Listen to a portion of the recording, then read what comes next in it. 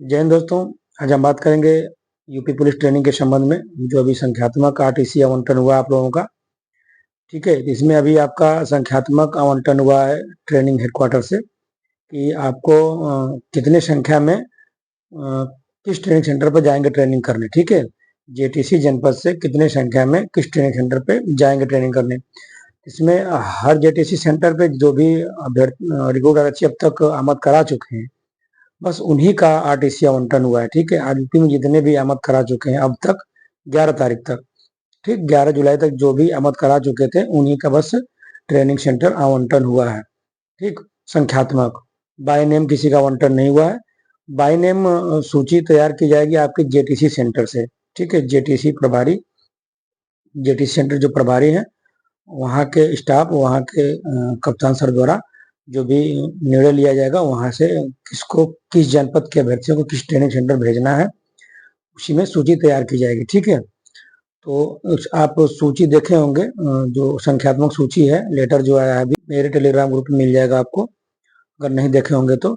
उसमें जो जेडीसी जनपद का नाम पहले है और उसके बाद संख्या, कितने संख्या में अभ्यर्थी रिक्रूट आरक्षी आमद कराए हैं। ठीक है, उसके बाद आमद कराने के बाद उसमें से कितने कितने को कहाँ कहाँ ट्रेनिंग आवंटन हुई है संख्यात्मक। ठीक, उसके बाद लिखा हुआ है। ठीक है, मान लीजिए एक जनपद में अगर ज्यादा अभ्यर्थी जेटीसी कर रहे हैं तो उनको 2-3 जगह बांटा गया है। ठीक है, तो कुछ अभ्यर्थी ऐसे हैं कि जिनको उनके जेटीसी जनपद में ही ट्रेनिंग कराया जाएगा, वो भी संख्यात्मक है, उसका कोई बाय नेम सूची नहीं आई है।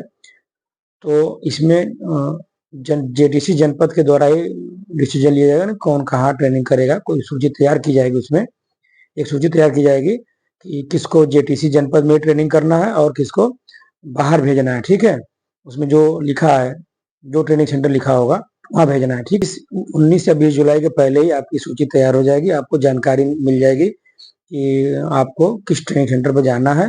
या तो आपको जेटीसी, जहाँ जेटीसी आपकी हो रही है, अगर आपके जेटीसी सेंटर पे आप ही को अगर आवंटन किया गया संख्यात्मक, तो आपको आपके जेटीसी सेंटर पर ट्रेनिंग करना है कि अन्य कहीं जाना है, ये 19-20 तक आपको क्लियर हो जाएगा। ठीक है, उसके पहले भी हो सकता है क्लियर, क्योंकि 20 तारीख या 19 तारीख को आप अपने ट्रेनिंग सेंटर के लिए निकल जाएंगे। और जिस जनपद में मान लीजिए कम संख्या में रिक्रूटर अच्छी हैं, तो उनका कहीं एक ही जगह ट्रेनिंग आवंटन हो गया, चाहे जेटीसी जनपद में आवंटन हो गया हो या कहीं अन्य ट्रेनिंग सेंटर पे, तो उनका कम संख्या है तो एक जगह आवंटन हो गया। ठीक है, लेकिन जहाँ जेटीसी ज्यादा संख्या में है तो वहाँ कई जगह, 2-3 जगह करके, 2 जगह 3 जगह ट्रेनिंग सेंटर आवंटन हुआ है, आरटीसी आवंटन हुआ है। ठीक है, चाहे वो पीएससी में आवंटन हुआ हो या जनपद में आवंटन हुआ हो या जो ट्रेनिंग सेंटर है वहाँ आवंटन हुआ है। ठीक है, जो आरटीसी आवंटन की संख्यात्मक सूची आई है उसमें आप देखेंगे, पहले लेटर लगा, उसके बाद किस ट्रेनिंग सेंटर पे, किस जनपद में, पीएससी में कहाँ कितने ट्रेनिंग की क्षमता जो भी है वो संख्या दिखाई गई है।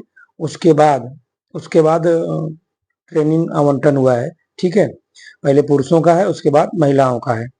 ठीक, और उसी में मृतक एक कॉलम बनाया गया है मृतक आश्रित का या अन्य किसी दूसरे भर्ती, सीधी भर्ती के हों जो भी जेटीसी कर रहे जनपदों में, उनका भी एक कॉलम बनाया गया, उसमें संख्यात्मक ही लिखा गया है। ठीक है, उनका भी डिसीजन जेटीसी जनपद से ही किया जाएगा कि नहीं वो अपने जेटीसी में ट्रेनिंग करेंगे या अन्य कहीं ट्रेनिंग सेंटर पर जाएंगे। ठीक है, इसमें जिनका जेटीसी सेंटर पे आवंटन हुआ है ट्रेनिंग के लिए, बस उन्हीं को जेटीसी सेंटर पर ट्रेनिंग कराया जाएगा। ऐसा नहीं कि जिनका आवंटन नहीं हुआ उनका भी कराया जाएगा। आवंटन लिस्ट में देख लेंगे, जिनका आवंटन हुआ है जेटीसी सेंटर पे भी संख्यात्मक, मतलब जेटीसी वालों का ही आरटीसी आवंटन हुआ है, उनके जेटीसी पर वही बस अपने जेटीसी सेंटर के अभ्यर्थी आरटीसी करेंगे। ठीक है, और आरटीसी जो आवंटन उसमें हो सकता है कि बहुत लोग ऐसे होंगे जो कि उनके गृह जनपद में ही उनकी आरटीसी होगी। ये मैं पहले ही बता चुका हूँ कि किसी किसी का हो सकता है कि उसका गृह जनपद में ही आरटीसी कराया जाए, क्योंकि कई जनपदों के अभ्यर्थी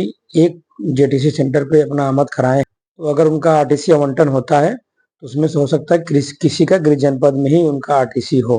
तो वही आवंटन हुआ है जिनका कि कुछ लोगों का गृह जनपद में ही आरटीसी हो जाएगी। ठीक है, और जिन अभ्यर्थियों की अभी तक आमद नहीं हुई है जेटीसी में, तो बिल्कुल परेशान नहीं होंगे, क्योंकि उनकी भी, परेशान तो हो ही रहे होंगे, लेकिन अगर किसी कारण से अगर रुके पड़े हैं तो उनकी भी आरटीसी जल्दी करा ली जाएगी। ठीक है, जब वो आमद करा लेंगे, आल यूपी में सभी जनपदों में जितने भी अभ्यर्थी बाद में आमद कराएंगे, ठीक 11 तारीख के बाद, जो 11 तक आमद कराए हैं उनकी तो आरटीसी आवंटन हो चुकी, जो 11 के बाद कराएंगे आमद तो उनकी आरटीसी एक साथ कराई जाएगी, चाहे महिला हो पुरुष हो। महिलाओं के अलग सेंटर आवंटन होगा और पुरुषों का अलग सेंटर आवंटन होगा आरटीसी के लिए, ठीक है। तो कुछ दिन देखा जाएगा, 1 महीने या जो भी जितने कम समय में जितने लोग आमद करा लें, तो अगर उनकी एक ठीक-ठाक संख्या हो जाती है तो उनको भी एक आरटीसी आवंटन करके वहीं पे सबको एक जगह इकट्ठा करके ट्रेनिंग करा लिया जाएगा, ठीक है।